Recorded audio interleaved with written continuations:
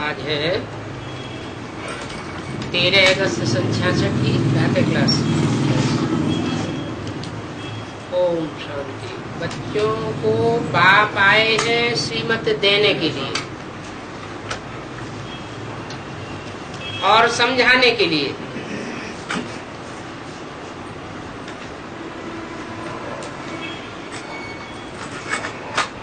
दो बातें, श्रीमत देने के लिए और जो श्रीमत दी है उसे समझाने के लिए। ये तो बच्चे समझ गए हैं कि 10 वर्ष के अंदर ड्रामा अनुसार सारा कार्य होना है। कौन से सन की वाणी है? 66 की। क्या सारा कार्य हो गया 10 वर्ष के अंदर? 66 से लेकर 10 वर्ष माना 76। 1976 के अंदर क्या सारा कार्य हो गया? नंबर 1 आत्मा।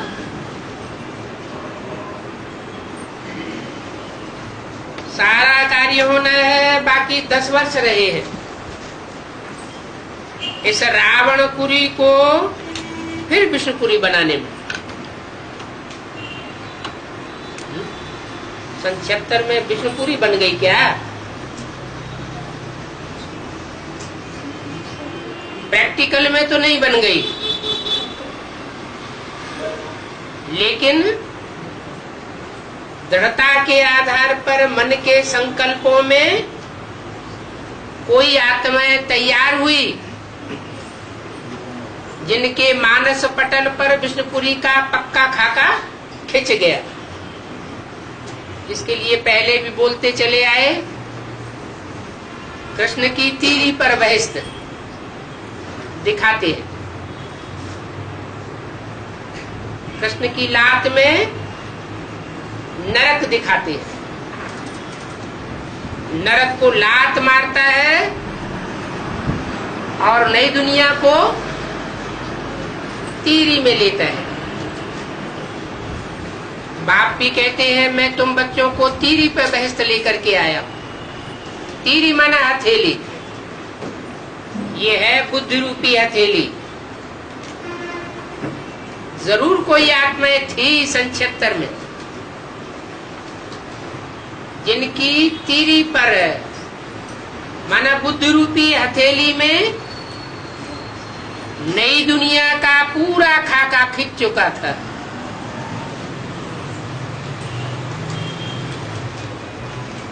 अभी बाप गुप्त भी है, पढ़ाई भी गुप्त है। अभी माना कब?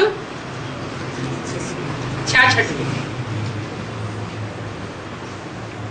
66 में बाप गुप्त है और 10 वर्ष में प्रत्यक्षता वर्ष मनाया गया। तो 76 में जरूर कोई आत्माओं के सामने प्रत्यक्ष हुआ। अभी बाप गुप्त भी है, पढ़ाई भी गुप्त है, सेंटर्स तो बहुत है।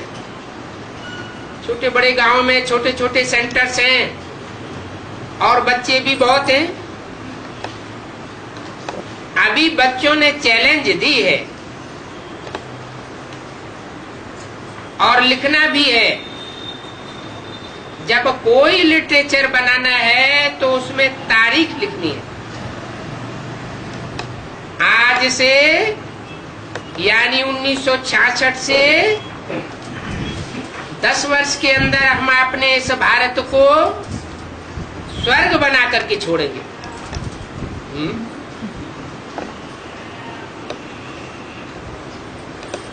76 में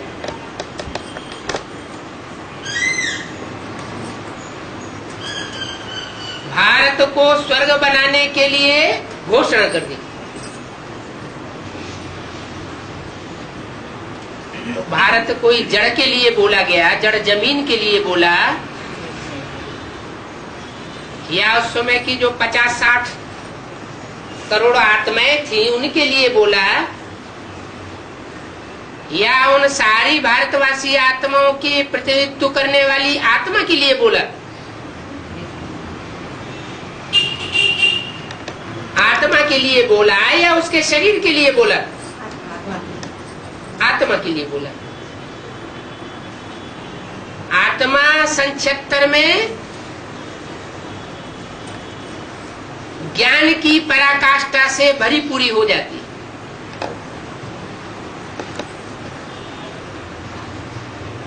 तुमको ये बातें बहुत प्रिय हैं, क्योंकि तुम जानते हो ये भारत ही स्वर्ग था।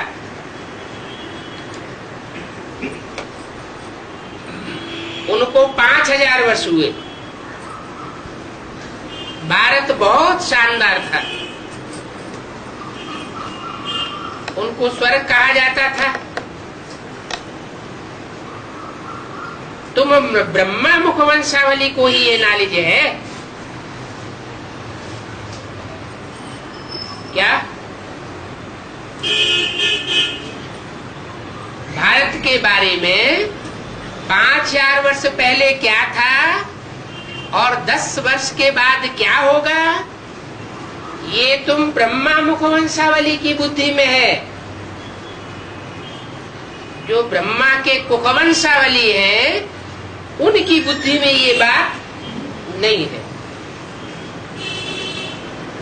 इस भारत को श्रीमत पर स्वर्ग जरूर बनाना है।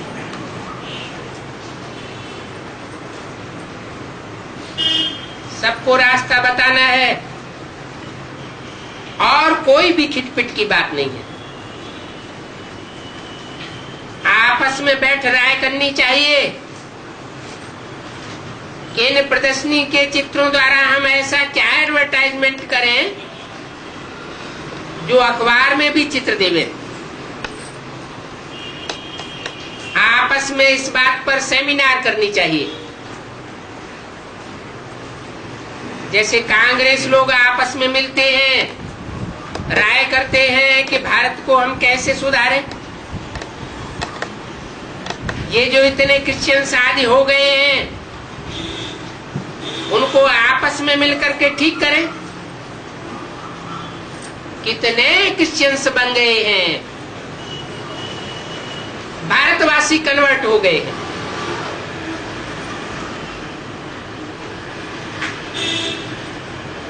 भारत में सुख शांति कैसे स्थापन करें? तो देखो गवर्नमेंट का भी ये पुरुषार्थ चलता रहता है। तुम भी पांडव गवर्नमेंट गाई हुई हो। ये बड़ी ईश्वरीय गवर्नमेंट है।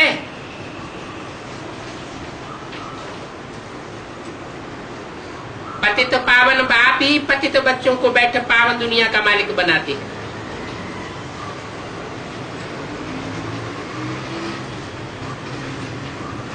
ये भी बच्चे जानते हैं। ये है रुद्र ज्ञान यज्ञ। इसको ज्ञान यज्ञ कहा जाता है।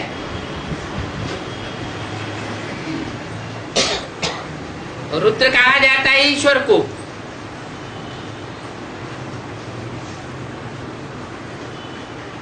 रुद्रावतार। ईश्वर कौन हुआ?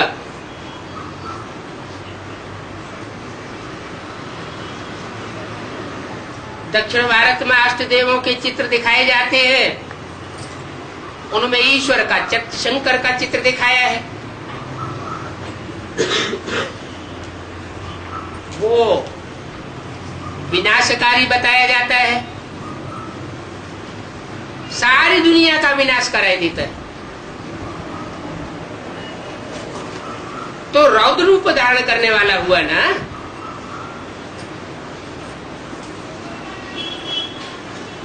गाया हुआ है, बरोबर ज्ञान यज्ञ रचा था। किसने? ज्ञान यज्ञ किसने रचा? रुद्र ने रचा। इसलिए बोला व्यक्तवाणी में, यज्ञ के आदि से ही यज्ञ कुंड से विनाश ज्वाला भी प्रज्वलित हुई। जो विनाश ज्वाला प्रज्वलित हुई है आज में, अंत में उसी विनाश ज्वाला को तुम बच्चों को संपन्न करना है। तो बरोबर ज्ञान यज्ञ रचा था, वो लोग नहीं जानते हैं कि रुद्र ज्ञान यज्ञ रचा था। कौन लोग? तुम जानते हो कि आज में रुद्र ज्ञान यज्ञ रचा था। उन्होंने तो टाइम लंबा चौड़ा लगाई दिया। अज्ञान की घोर अंधियारे की नींद में साफ सोए पड़े। अभी तुमको बाप ने जगाया है तो तुमको औरों को भी जगाना है।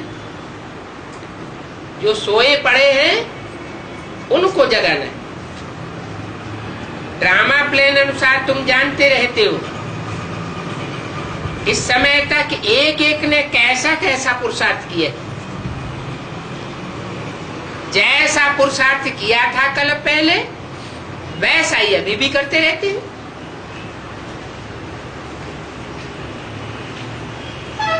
हाँ, युद्ध का मैदान है, सर्विस बड़ी अच्छी तेजी से चलती है। तब कहीं कहीं बच्चों में माया के विघ्न पड़ जाते हैं तो माया एकदम बेहोश कर देती है। लड़ाई का मैदान तो है ना। रावण माया राम के संतानों को बेहोश कर देती है।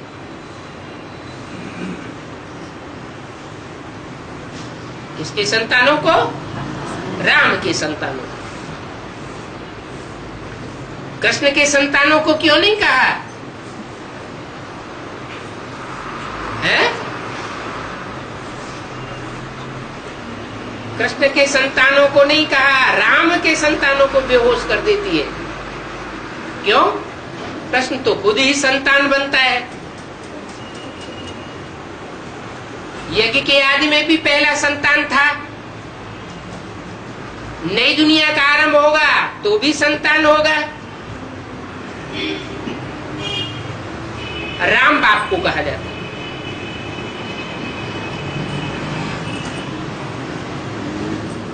तो राम के संतान को माया बेहोश कर देती है। राम के बच्चे कोई दो नहीं हैं। जैसे शास्त्रों में दिखाई दिया, राम के दो बच्चे थे, लव और कुश। यहाँ तो देखो ढेर बच्चे हैं। क्या? जो ढेर बच्चे हैं उनमें कुछ लवफुल है, कुछ कुश, कुछ माना काटा, कुछ दुखदाई है। तो दो तरह के बच्चों को दो नाम दे दिए, लव और कुश।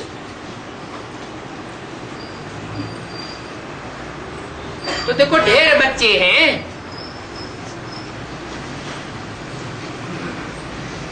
इन बातों को कोई जानते नहीं है। सब कुंभकर्ण की नींद में सोए पड़े। तुम ईश्वरीय संप्रदाय ही ऐसे कह सकते हो। कैसे? कि सारी दुनिया घोर अज्ञानी की निद्रा में सोई पड़ी है।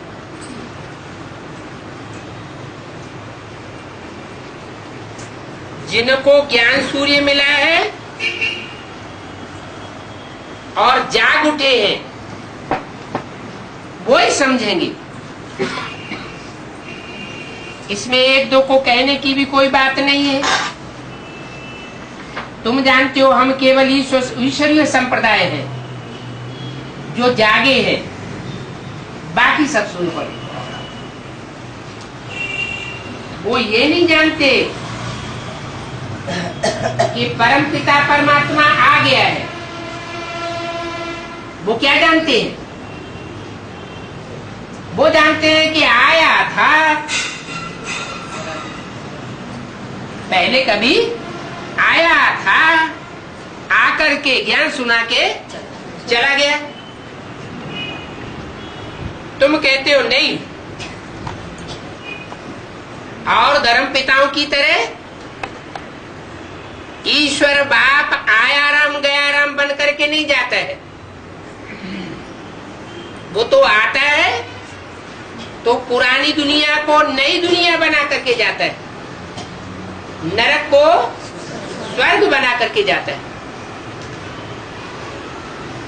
ऐसे नहीं कि ज्ञान सुना करके चला गया। ज्ञान सुनाना, भाषण देना, बातें बनाना, ये दुनियावी मनुष्य गुरुओं का काम है।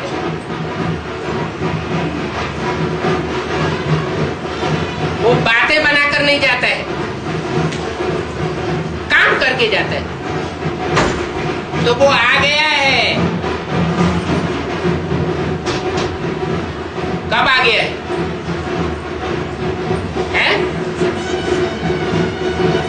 सन 36 में ही आ गया, लेकिन गुप्त था। 66 में भी गुप्त था। प्रत्यक्ष होने की बात कब की बताई है? 76 की।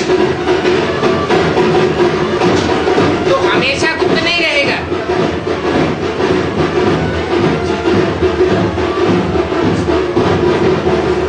बच्चों को वर्षा देने के लिए आया, बिना वर्षा दिए वापस नहीं जा सकता। कौन सा वर्षा? दुखों से मुक्ति, मुक्ति का वर्षा, और सारे जीवन के लिए सुखों की प्राप्ति, जीवन में रहते हुए भी सुखों की प्राप्ति।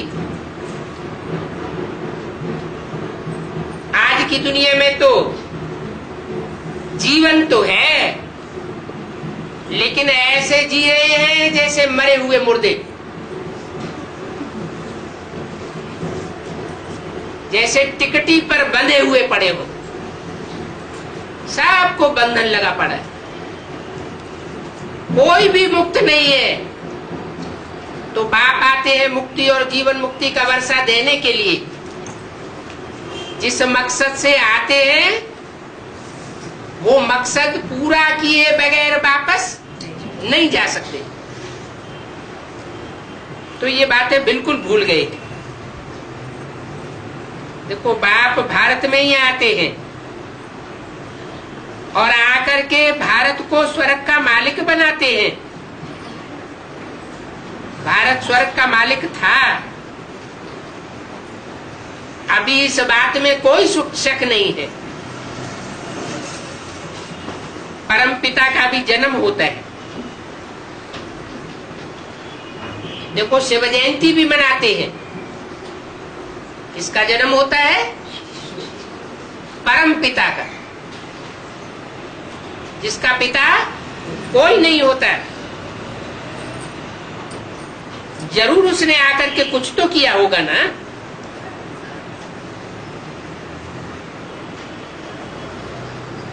कि बिना कुछ किए वापस चला गया। बुद्धि कहती है परम पिता आते हैं तो आकर के जरूर स्वर्ग की स्थापना की होगी। ऐसे ही वापस नहीं जा सकता। पहले मन बुद्धि रूपी क्षेत्र में स्वर्ग की स्थापना करता है, फिर वो स्थापना की बातें एडवांस नॉलेज के रूप में वाचा से बाहर आती है। तो पहले होता है मनसा का काम, फिर वाचा का काम, फिर प्रैक्टिकल। तो प्रैक्टिकल पार्टी भी एडवांस में 3 पार्टियां हैं। एक इंस्पिरेटिंग पार्टी जो उमंग उत्साह बढ़ाने वाली है, बच्चों में प्रवेश करती है। और दूसरी वो पार्टी जो प्लानिंग बनाने वाली है, जिनकी मन बुद्धि रूपी क्षेत्र में नई दुनिया की स्थापना का पूरा खाका खिंच जाता है, प्लानिंग पार्टी। और तीसरी पार्टी है प्रैक्टिकल पार्टी। तो प्रैक्टिकल पार्टी का भी कार्य होना है। ऐसे नहीं कि तीरी पर ही बेस्त लेकर के आया हुआ है तो दिखाता रहेगा, लोग देखते रहो। प्रैक्टिकल स्वर्गीय संगठन बना करके वापस जाएगा। प्रेरणा से थोड़ी ही स्थापना करेंगे। अगर प्रेरणा से ही स्थापना करनी होती तो इस दुनिया में आने की क्या दरकार है? फिर तो ऊपर बैठे बैठे ही प्रेरणा देता रहे, पुरानी दुनिया का विनाश भी हो जाए, नई दुनिया की स्थापना भी हो जाए। यहाँ तो तुम बच्चों को राजयोग सिखाया जाता है। क्या? इन बच्चों को, तुम बच्चों को, जो बच्चे सन्मुख आकर के बैठते हैं, उन बच्चों को राजयोग सिखाया जाता है। उसमें राज भरा हुआ है। याद की यात्रा सिखाई जाती है। क्या? जो भी बच्चे आकर के बैठते हैं बाप के सामने, उनको याद की यात्रा सिखाई जाती है। कैसे? कि आंख खुली रखो। क्या? आंख, जो आंख इंद्रिय है, श्रेष्ठ से श्रेष्ठ ज्ञान इंद्रिय है, वो खुली रखो। आंख बंद नहीं करनी है। माना इंद्रियों से काम भी करते रहो, काम भी करते रहो, लेकिन बुद्धियोग से बात को याद करना। तो ये राजयोग यहां सिखाया जाता है और कहीं नहीं सिखाया जाता। यहां माने कहां है? यहां माना कहां? जहां बाप बैठ करके बच्चों को राजयोग सिखाते हैं, वहां राजयोग सिखाया जाता है। इसके अलावा और कोई भी राजयोग नहीं सिखा सकता। अगर कोई कहता है कि हम भी राजयोग सिखाते हैं, तो बेवकूफ बना रहा है। वो नरक की दुनिया में कन्वर्ट करके ले जाएगा। क्या? अभी 21 जन्म की बात नहीं है। 21 जन्म में 1, 2, 4 जन्म का घाटा आ सकता है। अभी नरक में इन 21 जन्मों में कन्वर्ट होने की बात नहीं है, लेकिन यहां शूटिंग हो जाएगी। क्या शूटिंग हो जाएगी? कि जब 63 जन्मों की दुनिया शुरू होगी, द्वापर कलयुग की, द्वैतवाद की, द्वैतवाद हुआ ना। बाप कहते हैं मेरे सिवाय कोई भी राजयोग मनुष्य मात्र नहीं सिखा सकता। और वो गुरु लोग क्या कहते हैं? हम तुमको राजयोग सिखाएंगे, हमारे पास आओ। अब वो राजयोग सिखाएंगे कि राजभोग खिलाएंगे। वो तो दुनियावी भोग वासना की जो बातें हैं वो ही सिखाएंगे। जैसे और धर्म पिताओं ने सिखाया तो नरक की दुनिया में ढकेल दिए। तो यहां शूटिंग हो रही है। बहुत अलर्ट होकर के रहना है। ऐसे न हो कोई देहधारी गुरु के चंबे में फंस जाए और दूसरे धर्म में कन्वर्ट हो जाए। बाद में पता चले अरे हम तो स्वर्ग के देवी देवता बनने के लिए आए थे, ये तो हम दूसरे धर्म में कन्वर्ट होने की शूटिंग कर दी। तो यहां बच्चों को राजयोग सिखाया जाता है। और दुनिया में कोई हस्ती नहीं है जो राजयोग सिखा सके। प्रेरणा से यहां कोई आवाज नहीं होती है। समझते हैं शंकर की प्रेरणा होती है, तो शंकर की प्रेरणा से वो यादव मूसल बनाते हैं, मिसाइल्स। परंतु इसमें प्रेरणा की तो बात ही नहीं। अभी तुम समझ गए हो, उन यादवों का तो पार्ट है क्या, मिसाइल्स आदि बनाना।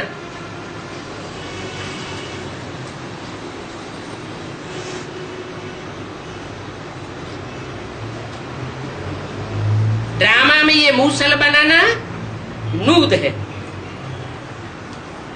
ये शास्त्रों के अक्षर हैं क्या। यादवों के पेट से, यादवों के बुद्ध रूपी पेट से मूसल निकले, अभी भी निकल रहे हैं।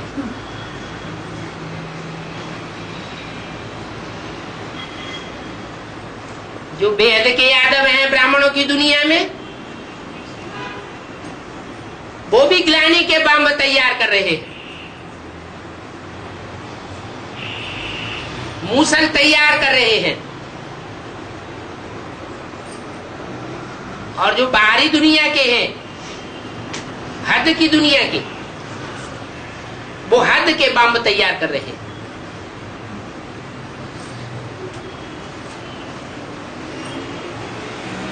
शंकर को ऐसे रखा है,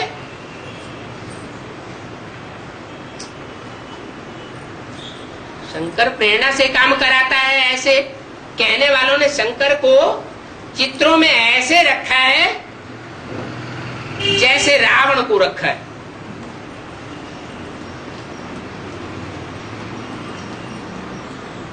काली काली दाढ़ी, भयंकर चेहरा,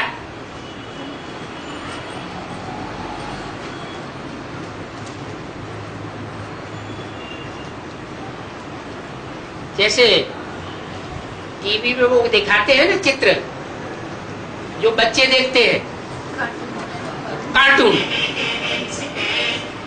तो दुनिया का सबसे बढ़िया कार्टून बना के रख दिया है।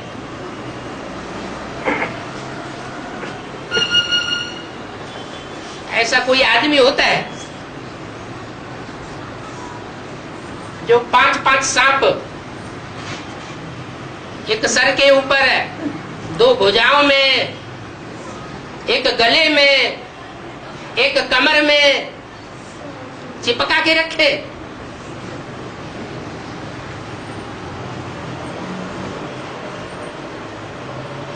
मृगछाला दिखाई दी है,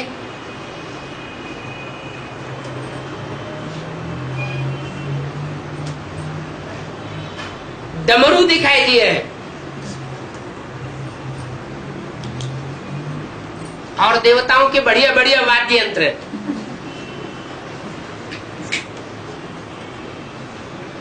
उसकी कोई सुरताल ही नहीं। दोनों तरफ आवाज करता है। दोनों तरफ आवाज क्यों करता है?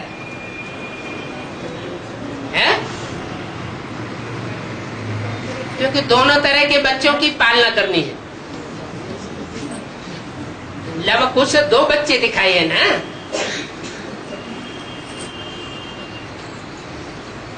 अब प्रैक्टिकल में जो भी बच्चे हैं लव कुश, उनको पालना देने के लिए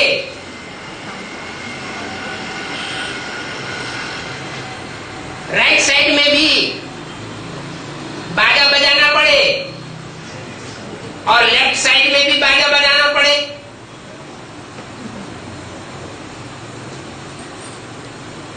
ऐसे तो बंदरों के आगे डमरू बजाया जाता है।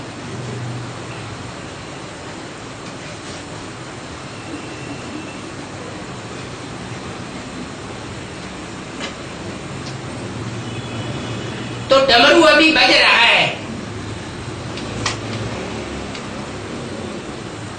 सन 76 में पहला लिटरेचर निकाला गया था एडवांस पार्टी का।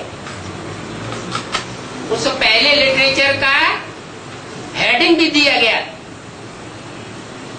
शिव का डमरू डम डम बोले, अगम निगम के वेद खोले। तो बताया कि शंकर को ऐसे रख दिया है जैसे रावण को रखा है।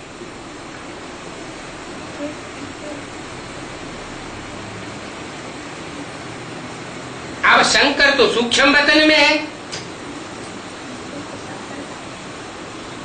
जिन्होंने रख दिया है वो ही कहते हैं। क्या कहते हैं? शंकर कहाँ है? शंकर सूक्ष्म वतन में है, वहां से प्रेरणा तो कोई चल नहीं सकती। ड्रामा अनुसार ये विनाश तो होना जरूर है। तो जो पास्ट हो गया है, 5000 वर्ष की दुनिया में जो पास्ट हो गया है वो फिर जरूर होगा। और यज्ञ के आदि में भी जो पास्ट हो गया है, विनाश ज्वाला प्रज्वलित हुई, वो अब फिर संपन्न होगी। तो रिपीटेशन होगा जरूर। तुम गारंटी करते हो कि हम 10 वर्ष के अंदर स्वर्ग की स्थापना करेंगे।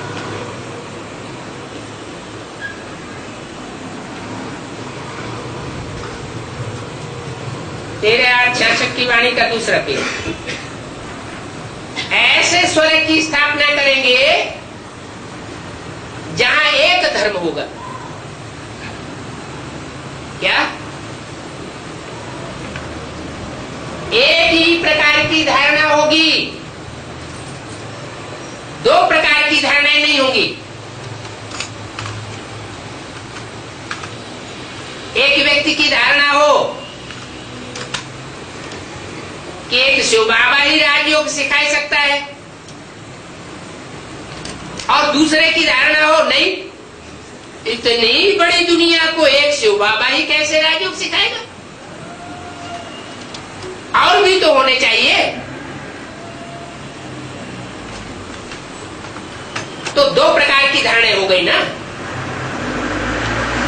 अगर 2 प्रकार की धारणाएं हैं तो धर्मगुरु भी कितने हुए? 2 प्रकार के धर्मगुरु हो गए। यहां तो एक ही सदगुरु है। कहते भी है सच्चा सतगुरु शिव भगवान। सत्य एक कहा जाता है। God is one, God is truth. एक के अलावा सारी दुनिया झूठी है, सब स्वार्थी है,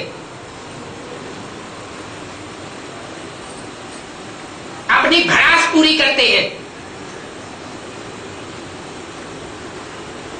किसी का कल्याण नहीं कर सकते। तो बाप कहते हैं अभी एक धर्म होने वाला है। तुम ऐसे नहीं लिखते हो कि अनेक धर्म विनाश होंगे, वो तो चित्र में लिखा हुआ है। क्या लिखा हुआ है? स्वर्ग की स्थापना होती है।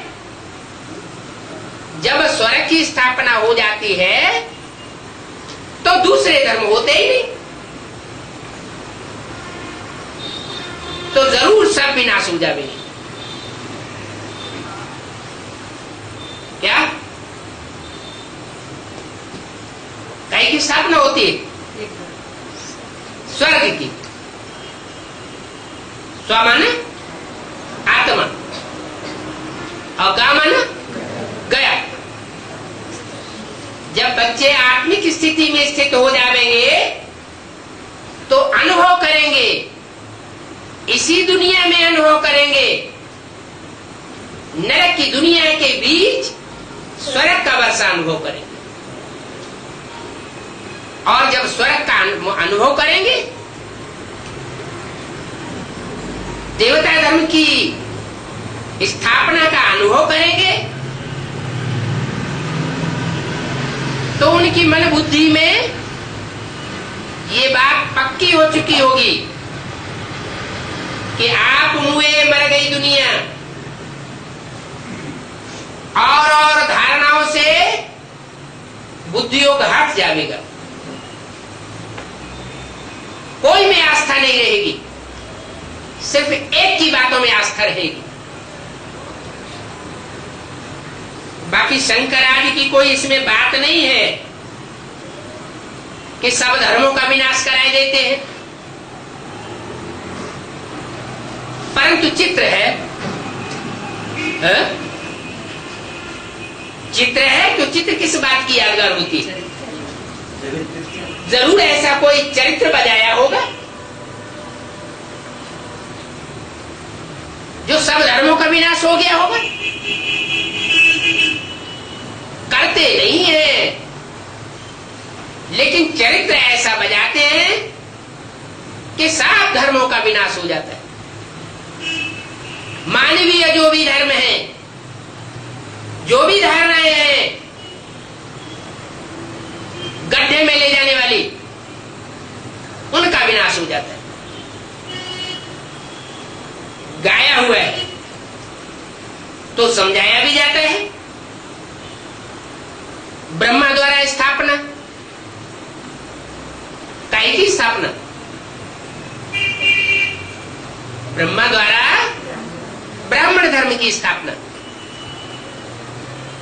और इतने से काम पूरा हो गया। ब्रह्मा द्वारा ब्राह्मण धर्म की स्थापना नहीं होती है सिर्फ, ये बात ठीक है। पहले ब्रह्मा द्वारा ब्राह्मण धर्म की स्थापना, नंबरवार ब्राह्मण तैयार होते हैं नौकुरी के, जो पवित्रता को धारण करते हैं।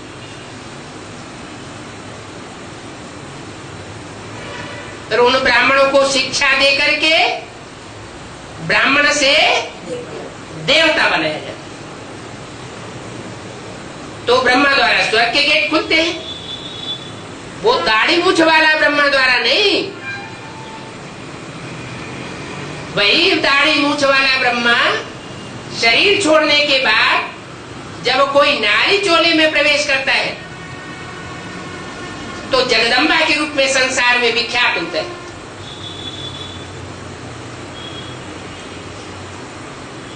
उनकी अनेक भुजाएं हैं, उनको कहा जाता है असुर संहारिणी। जो भी आसुरी धर्म है, जो भी आसुरी धारणाएं हैं, उनका संहार कराई देती है। तो ब्रह्मा द्वारा स्थापना होती है और विष्णु द्वारा पालना तो ठीक है। और शंकर को फिर शिव के साथ मिलाई दिए। ब्रह्मा को शिव के साथ नहीं मिलाया, विष्णु को शिव के साथ नहीं मिलाया, शंकर को मिलाई दिए। कोई कारण होगा।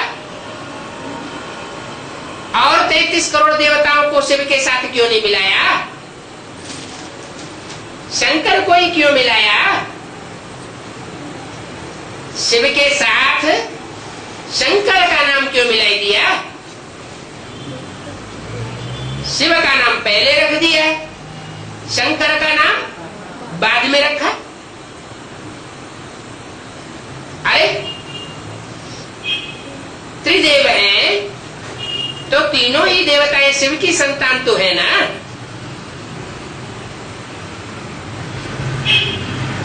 लेकिन बड़े बच्चे का नाम गाया जाता है। यहां बड़ा किस आधार पर होता है? ज्ञान में बड़ा तो बड़ा कहा जाता है। तो शिवनेत्र शंकर को दिखाया जाता है। शिवनेत्र जो शंकर को दिखाया जाता है वो याद की प्रैक्टिस की बात है।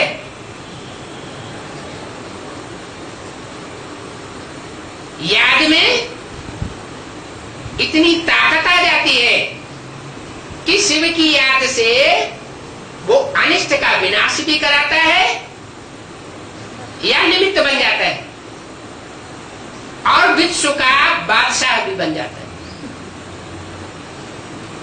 इसलिए गायन है योग बल से विश्व की बादशाही। तो शिव के साथ मिलाए देते हैं, शिव शंकर कह देते हैं। मिलाए क्यों देते हैं? क्योंकि शंकर तो कोई काम करते नहीं है? शंकर कोई काम नहीं करते। अरे कोई काम भी नहीं करते और फिर मिला भी देते हैं शिव के साथ। ये क्या बात हुई है? हाँ, याद में रहना कोई काम नहीं होता है। काम तो कर्मेंद्रियों से किया जाता है और कर्मेंद्रियों से तो याद होती नहीं। कर्मेंद्रियों से कर्म किया जा सकता है, याद तो सिर्फ बुद्धि का विषय है।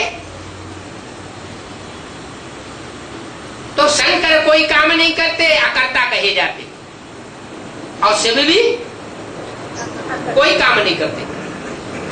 कोई काम करते क्या? नहीं करते। ज्ञान ही सुनाते हैं, ज्ञान तो सुनाते। तो ऐसे क्यों कहा कि शंकर कोई काम नहीं करते? माने ज्ञान सुनाने का काम शिव की सोल का है, शंकर की सोल का ज्ञान सुनाने का काम नहीं है। तो शिव से शंकर को मिलाए दिया, परंतु शिव बाबा कहते हैं भले शंकर कोई काम नहीं करते, लेकिन मुझे तो बहुत काम करना पड़ता है। क्या? ऐसे नहीं कि शंकर कोई काम नहीं करते तो मैं भी कोई काम नहीं करता हूं।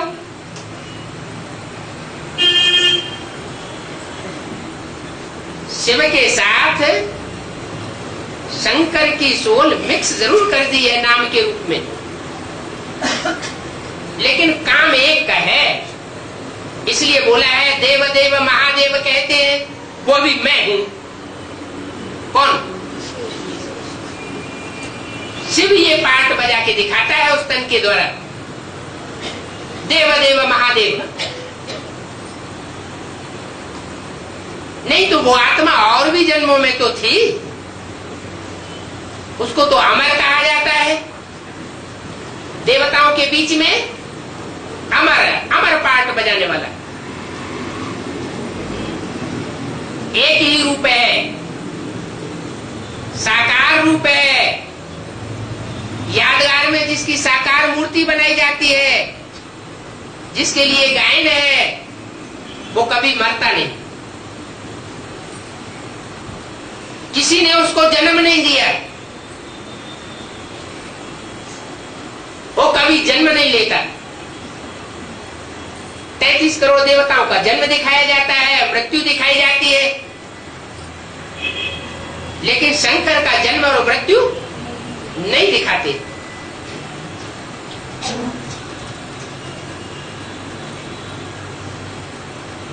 बाकी सारा काम शिव का है, शंकर की तो मेरे साथ कोई बात ही नहीं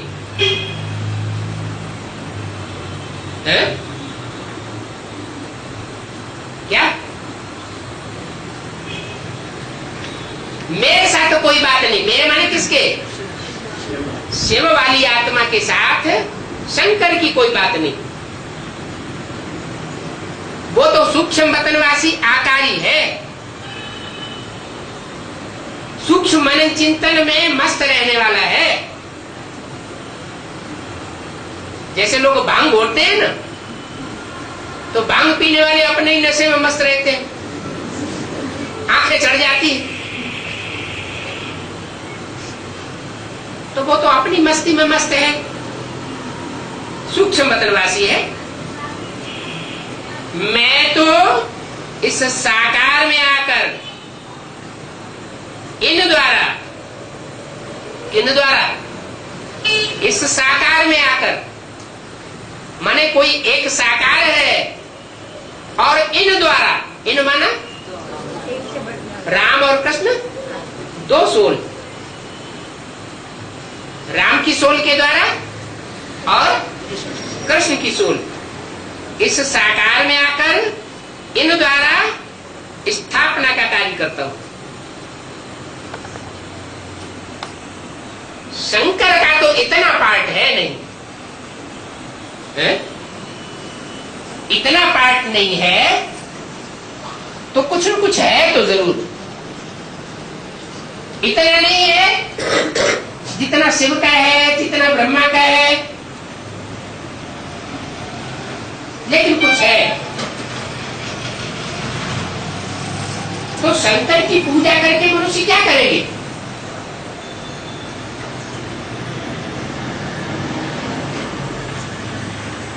पूछा। जो मंदिर बनाए गए हैं उन मंदिरों में शिवलिंग की पूजा ज्यादा होती है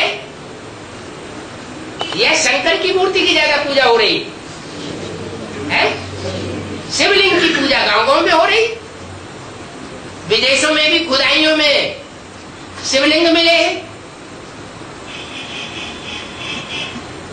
शिव की पूजा होती है। शिव परमात्मा नमः कहते हैं। ब्रह्मा भी तो प्रजापिता ठहरा ना। बाकी शंकर के लिए कहते ये धतूरा खाते थे। जहां जहां शिव के मंदिर होते हैं वहां आसपास धतूरे के पौधे भी होते हैं। वो इतना नशीला होता है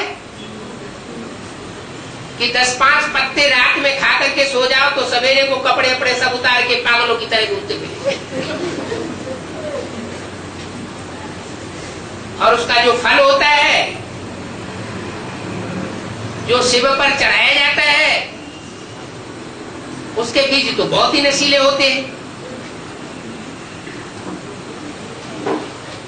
तो शंकर के लिए कहते हैं ये धतूरा खाते थे।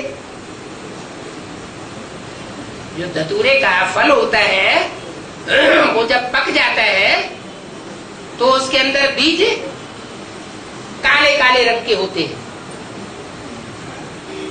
और बहुत नशीले होते हैं।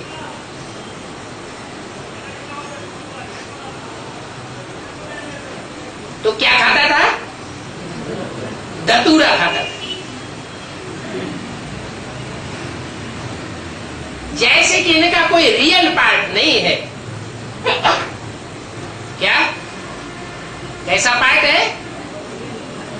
इनका रियल पार्ट नहीं है, माना नारियल का पार्ट है। नारियल को कितने आंखें दिखाई जाती हैं? 3 आंखें दिखाई जाती। नारियल की जब जटाएं हटा दें तो क्या बचता है? खोपड़ा। नारियल का नाम भी क्या देते हैं? खोपड़ा।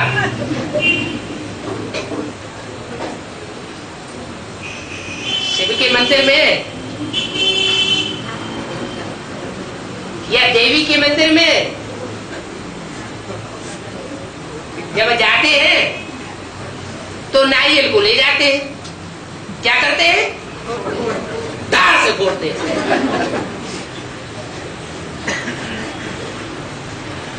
तो शिव परमात्मा नमः कहते हैं इनका कोई रियल पार्ट नहीं है। धतूरा खाया, भंग पीते थे। क्या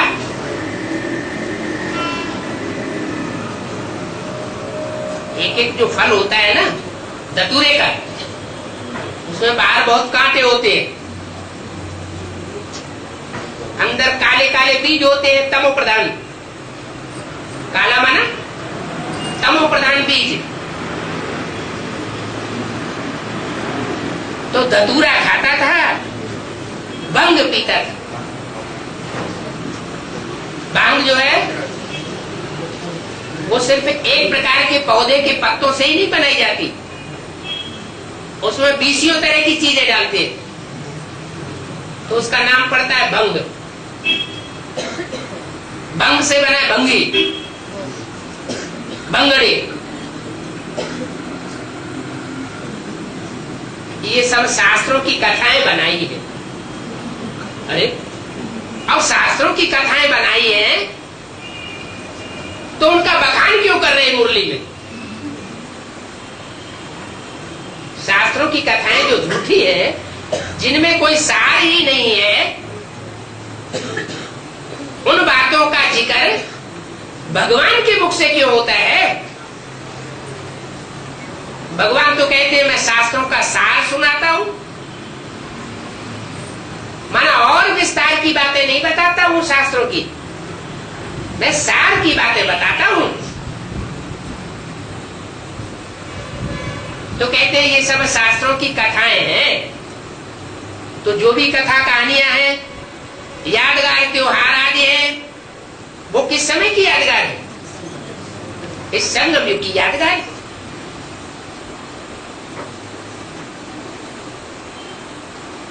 अब तुमको समझ में आता है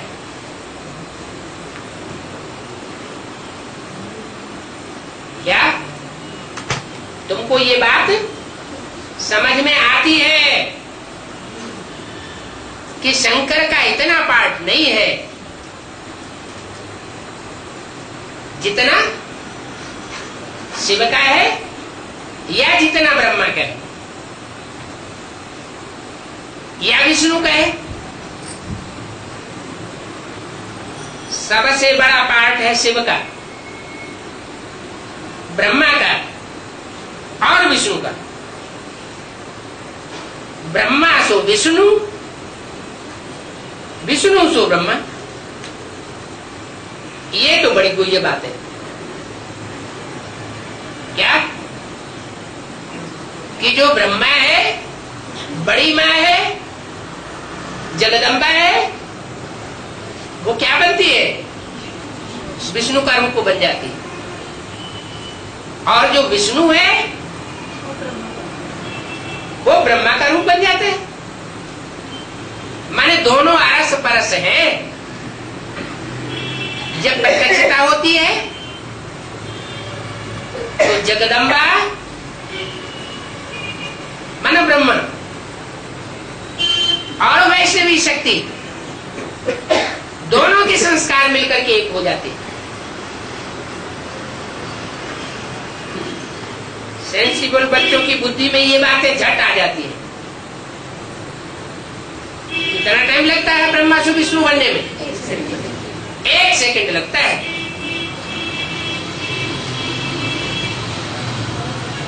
तो ब्राह्मण बच्चों को भी देवता बनने में कितना टाइम लगेगा? 1 सेकंड लगेगा। तो दैवी संप्रदाय तो बनना ही है, एक ही बात नहीं है।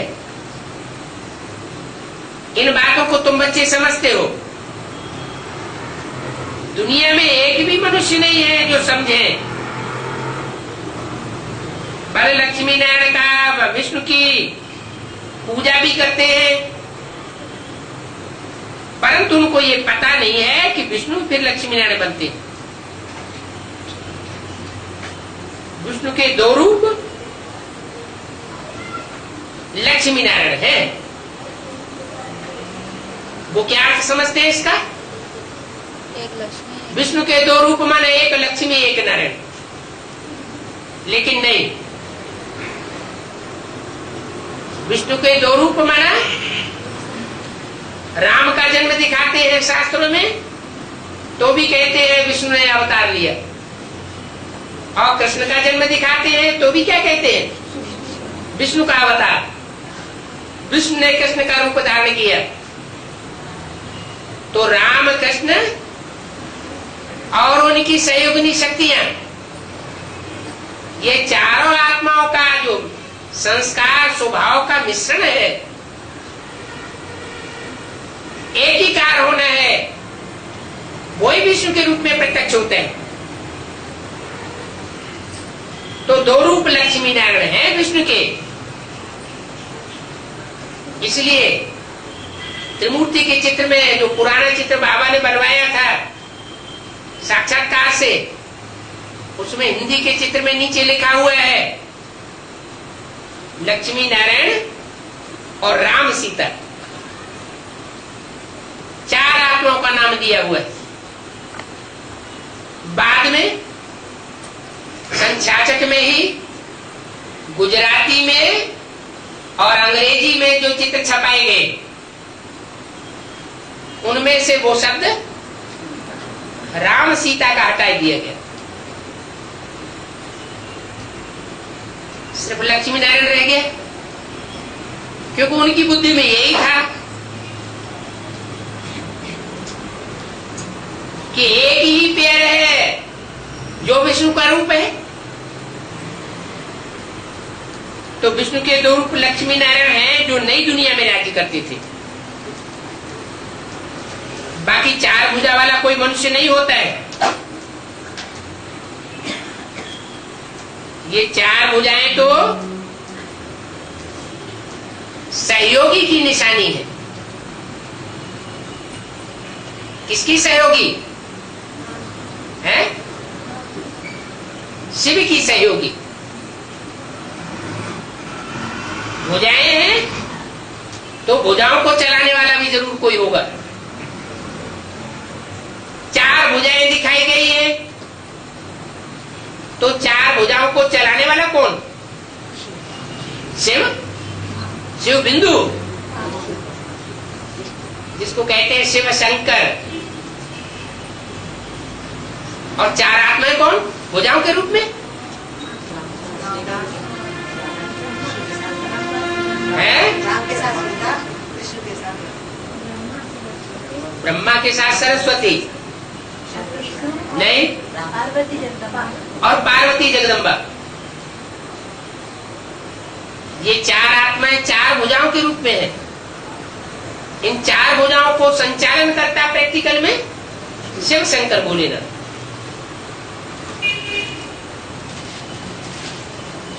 तो सूक्ष्म वतन में हम ऑब्जेक्ट दिखाते हैं प्रवृत्ति मार्ग की। विष्णु चतुर्भुज, ये सारे वर्ल्ड की हिस्ट्री ज्योग्राफी कैसे चक्कर लगाती है कोई भी नहीं जानते। बाप कोई नहीं जानते। तो वर्ल्ड की हिस्ट्री ज्योग्राफी को कैसे जानेंगे? बाप की रचना को कैसे जानेंगे? बाप ही रचना की आदि मध्यंत का नॉलेज बताते हैं। ऋषि मुनि भी कहते थे कि हम नहीं जानते हैं, क्योंकि 2,500 साल पहले जो ऋषि मुनि हुए वो सात्विक स्टेज के थे। उनमें फिर भी सात्विकता थी, तो वो कहते थे हम नहीं जानते। आज के विद्वान आचार्य सर्वव्यापी कहने लगे, शिवो हम कह के बैठ जाते हैं।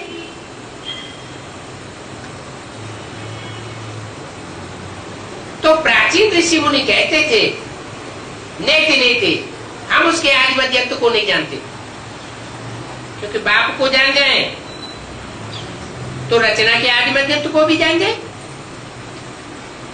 बाप कहते हैं मैं एक ही बार आकर तुम बच्चों को ये सारा नॉलेज समझाता हूं। कौन कहते हैं? सारा नॉलेज एक ही बार आकर के समझाता हूं। कौन कहते हैं? बाप कहते हैं। अम्मा नहीं कहती। माने अम्मा के रूप में नहीं कहते हैं कि मैं सारी नॉलेज एक ही बार एक ही रूप में समझाता हूं। मैं एक ही हूं जो बाप के रूप में भी हूं, टीचर के रूप में भी समझाता हूं और सदगुरु का भी पार्ट बजाता हूं। वो एक ही रूप है, दूसरा कोई प्रैक्टिकल रूप नहीं है। इसका मतलब ब्रह्मा का जो चोला था वो बाप टीचर सदगुरु का रूप नहीं था। तुम्हें सारी नॉलेज एक ही बार आकर के समझाता हूं, फिर आता ही नहीं। एक बार समझा के जाता हूं फिर आता नहीं हूं, तो बाद में कोई कैसे समझावेगा? रचना के आदि मध्य अंत का न देवताएं जानते हैं, न क्षत्रिय जानते हैं, न द्वापर युग में जो ऋषि मुनि हुए हैं वो जानते हैं, और आज के कलयुगी दुनिया के तामसी मनुष्य तो कैसे जानेंगे? वो तो और ही शास्त्रों के उल्टे पलटे इंटरप्रिटेशन कर देते हैं। बाप कहते हैं मैं स्वयं आता हूं और सिवाय संगम युग के कभी आता भी नहीं। बल गीता में लिख देते संभवामि युगे युगे कि मैं हर युग में आता हूं, वो झूठी बात है। मैं तो सिर्फ पुरुषोत्तम संगम युग पर आता हूं, और उस पुरुषोत्तम संगम युग की यादगार, शूटिंग पीरियड की यादगार शास्त्रों में लिख दी कि मैं हर युग की शूटिंग में अंत में आता हूं। ओम शांति।